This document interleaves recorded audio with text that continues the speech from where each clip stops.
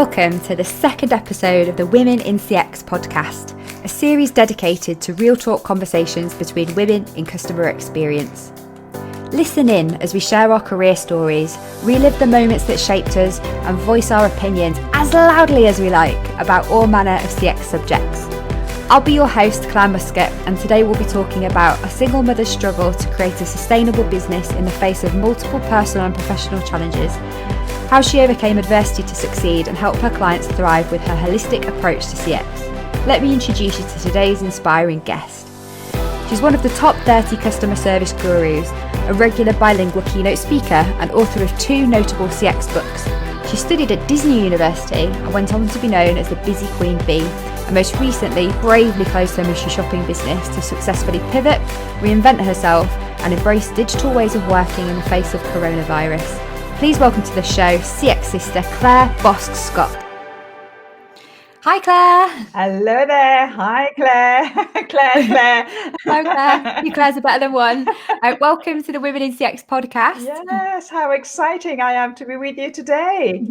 And welcome to all the listeners as well. So without further ado, let's crack on. So my first question for you is, as somebody who growing up in customer experience always wanted to study at the Disney University, what was that like? Well, you know, when you, my dad had a restaurant. So when you grew up in our environment, you either love it or hate it. And I did. I loved it. I loved seeing people interacting, coming back, enjoying the food, you know, and it was really that seeing people having pleasure and enjoying themselves. So I kind of continued in that environment. And then I had the opportunity to go and work for Epcot Center in Disney World in Florida. Wow. And that was 25 years ago this year, 25 years ago. And it was just an amazing, that was the very first time that I realized what customer experience meant. Because if there's a company who does it right, it is them. Disney. Absolutely right. From every touch point, from the employee, from the recruitment part of it, to the arrival, to Mickey Mouse University for a whole week. You couldn't actually get into the park unless we've done that whole week, you know, unless we understood every step, the part of it. And the whole year, you know, it has been a learning experience, and he made me want to do more. He made me want to experience more. He made me want to create more and inspire then people to deliver better customer experience. So that was really kind of that first real humph about it. Is it true that they paint the fences every single day in the Magic Kingdom entrance? Is it true? Really? I can't remember that. Yeah, I think it might be one of those like stories that you hear in customer experience, but it's not actually founded on anything. An urban myth. Well, we had every night at the end of the service, because we were obviously, I'm French, so we were in a French pavilion, and every night it was a big fireworks, and we all come out and dance the French cancan, and that's true. well, I believe it, because I saw when I was researching you this amazing video on Facebook of you on the Jersey equivalent of Strictly Come Dancing, busting some serious moves. Well, the American Smooth and me are now just best friends, you know. Now I know you can. It's amazing. So as a fellow entrepreneur, I'm always really intrigued to know how other women start their journeys to branching out on their own. How did you kind of go from that world into starting your own business? Yeah, so I kind of continued in hospitality, and I was running hotels. I was managing hotels, and I've moved back to Jersey after traveling quite a bit. I've moved back to Jersey 20 years ago.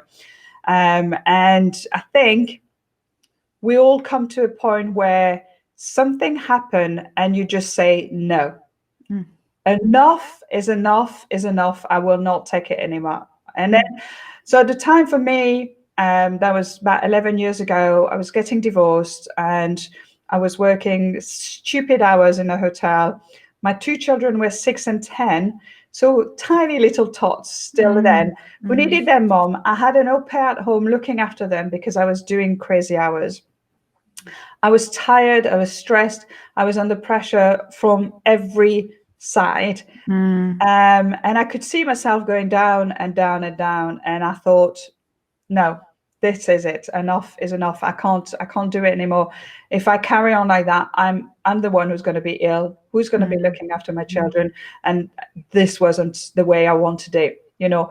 So I packed everything. I did get the divorce. I signed, you know, I chucked my job as well, and I sold my house so I could actually, you know, be a good mom, work from home, have my office from home so the children could be in bed and I could be working until, you know, 2 o'clock in the morning if I wanted to. But I was able to find a balance between my wish to be a good mom and be there present for my children, and also my thrive for, you know, doing something I'm passionate about and helping people. It's always been something that I wanted to do. And it's my kind of obsession. It's to be able to help people, because things are in CX, we think that it's so simple. Oh yes, customer service is so simple. Well, it's simple when you do it right and when you know what you're doing, you know, because it just flows, doesn't it? You need to put the work and the effort to actually get all those steps and all those things to make it flow, to make it work, and to make it look easy. And I heard a word that's absolutely synonymous with you in that part of our discussion, where you mentioned the word thrive. So I also know that you're famously known as the Queen Bee, and you wrote a book on customer experience called Thrive with the Hive. For anyone who's listening that doesn't know about this concept, could you just give us a quick overview of the principles of thriving in the Well, hive? what happened was, when I started the business, the core of my business actually wasn't quite CX. It was part of it, but it was only a little part of it. So I started the business doing mystery shopping, which is measuring the CX, measuring the customer experience and the customer service. And so because I realized locally in Jersey, there was no one actually doing that, and they had to fly people over to get it done and things like that. So I really saw a niche in the market, and I just went for it. So I created that business, and we started doing mystery shopping here, there, and everywhere. And it was funny because it started off as oh yes, my mystery shoppers are like my little worker bees, and they go into the shops and they come back to the hive, and I'm the queen bee, just managing everything, you know, doing all the little consultancy and helping the business to thrive. And that's just a little fun part, you know, a little story that I was saying, and then it became bigger.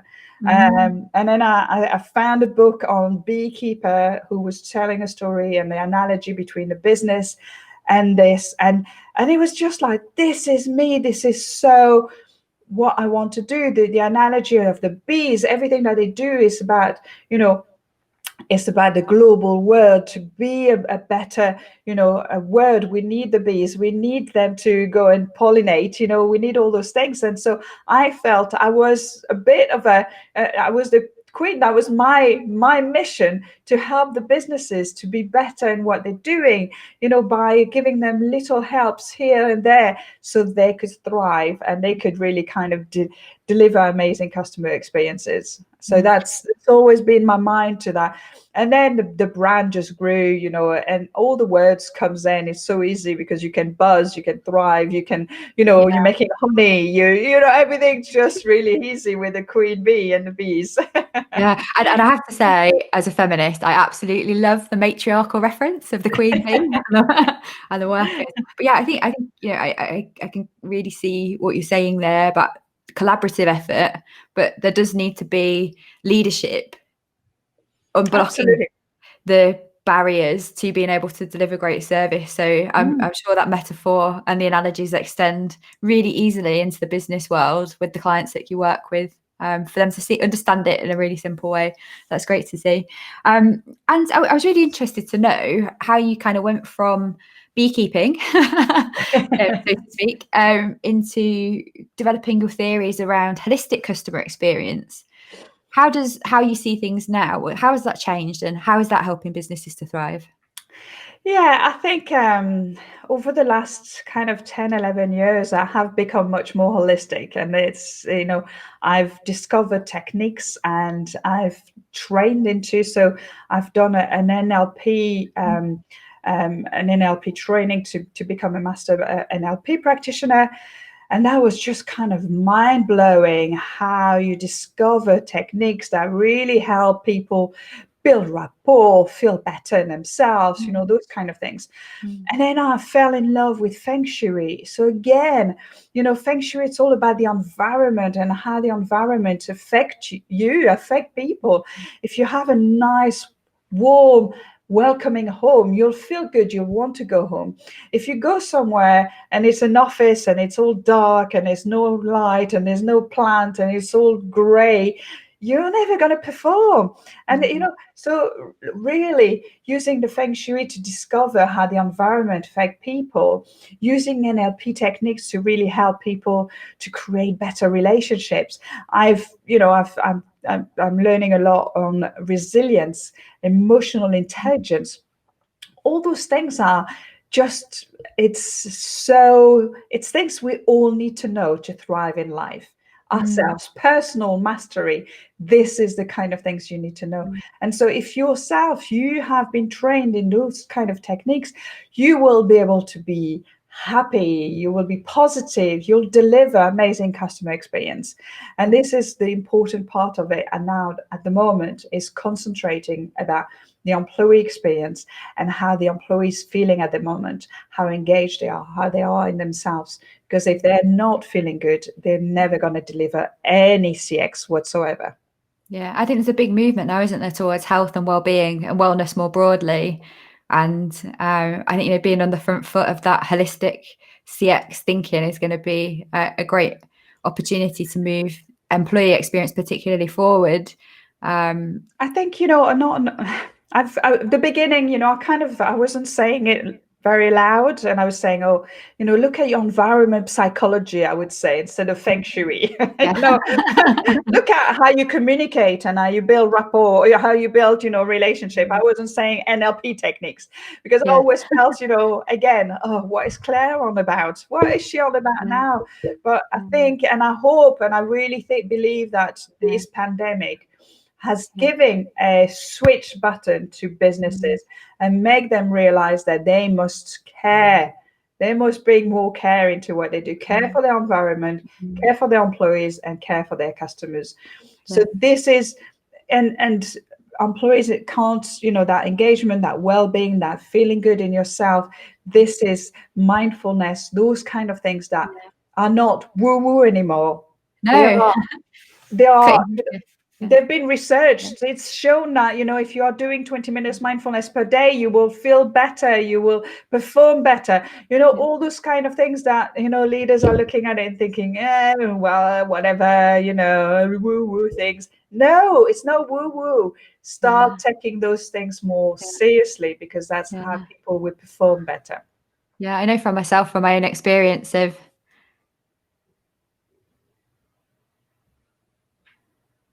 Are you still there? Oh, yeah, sorry, I think my Wi-Fi just went a bit wobbly. I know from my own experience of COVID-19 that I had to go back to that foundational level and put my own health and well-being first in order to just survive, never mind thrive, in this really crazy climate. But speaking about COVID-19, I know when we last spoke, you said that you were having to make some pretty big changes to your business to adapt to what is no longer a keynote speaking business where we travel around the world and get to do these wonderful engaging sessions where we find our clients. What have the challenges been around becoming a digital bee? I love that.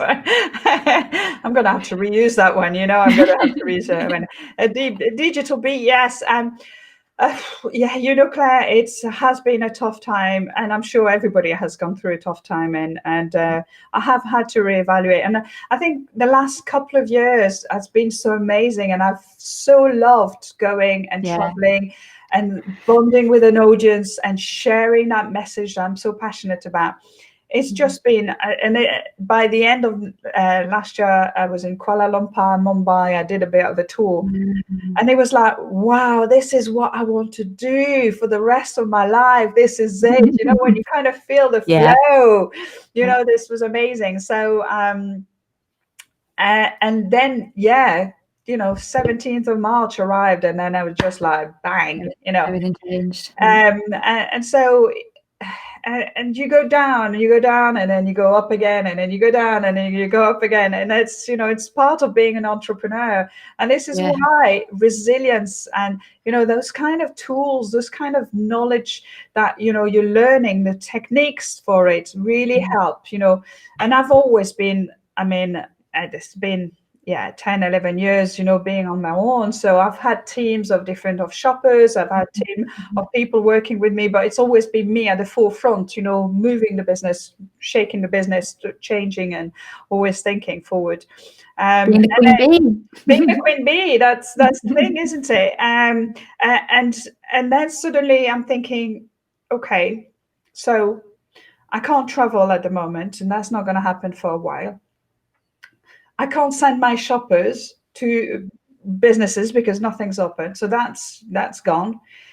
What can I do? And then you start realizing that technology is incredible. I mean, yesterday I was in Germany, India, South Africa, France, and where else? Something else. I was Abu Dhabi.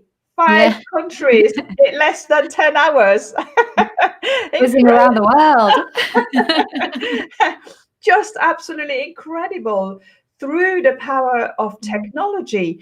And I also learned that actually, when you're doing it right and you're passionate and you're sending your message, it doesn't matter whether you're in front of a video or in front of the audience. It's obviously, it is different, but you're still sharing your message. You still have a voice. You can still, you know, make people feel how passionate you are about what you do. And it's learning, again, it's learning more techniques to be in front of the camera, to look, you know, in the eyes, and to share your message, to be maybe even bigger and broader. You know, as the queen bee buzzing around, you know, you need to buzz even more, because, you know, you want to have that message through the digital. But just absolutely incredible to be able to, you know, connect with so many people within a same day. It's just amazing. Yeah, so I'm loving this idea of a little digital bee. You might have to make a little graphic icon of a robot bee or something. Oh, don't get me started. So, I'm conscious of your time. I know you've got to go to another meeting straight after this, but what advice would you give to other women out there that are perhaps facing challenges and bumps in the road, such as the ones you've experienced? I think resilience and positive mindset is absolutely crucial, and don't be afraid. And I know, I mean, I don't know how you are, but for me, all this COVID-19 made me feel almost like a failure. I wasn't helping anybody. I wasn't inspiring anybody. I wasn't engaging anybody. And suddenly I'm like, oh my gosh, what's going on? You know, where am I? And you kind of feel like you've got, just want to get back into yourself and, you know, just not talk to anybody and just put your head down. And actually this is the time when you need to actually call up on people, call up on your friends, call up on your family, call up on the people that surround you. And having that tribe around you just brings you back, you know, it really boosts you back. And this is the time that you think, we're so lucky, you know, and feeling that being grateful for all the things that we have is just amazing. And so again, it's really creating habits within yourself. Yeah, I get you. To feel grateful for what you have, to look for opportunities. Don't think it's challenges. What is the obstacle teaching me, and how can I make an opportunity out of it? You know, and think outside the box. And this is like a big kind of creative time. And when you're in that mode, you're really not creative, because you're down, and you're going down in that spiral. And so give yourself some space. Yeah, Go that's great advice, Claire. go for that walk.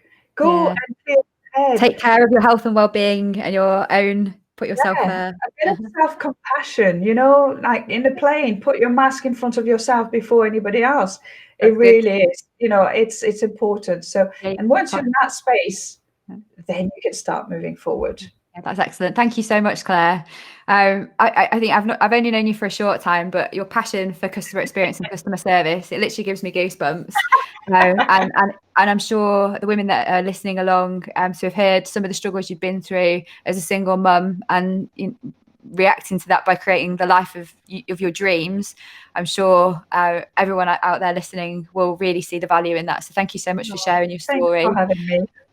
Okay, so that's it for this week. Just one more thank you to say to Joachim Thorn and Effectly for sponsoring the podcast production today and supporting Women in CX. Thank you. Thanks for listening to the Women in CX podcast with me, Clare Muscutt. If you enjoyed the show, please drop us a like, subscribe, and leave a review on whichever platform you're listening or watching on. And if you want to know more, please join us at womenincx.community and follow the Women in CX LinkedIn page. Join us again next week, where I'll be talking to a woman in tech from Uruguay about her experiences of moving from psychology into user experience and doing some serious girl geeking about robots. See you then.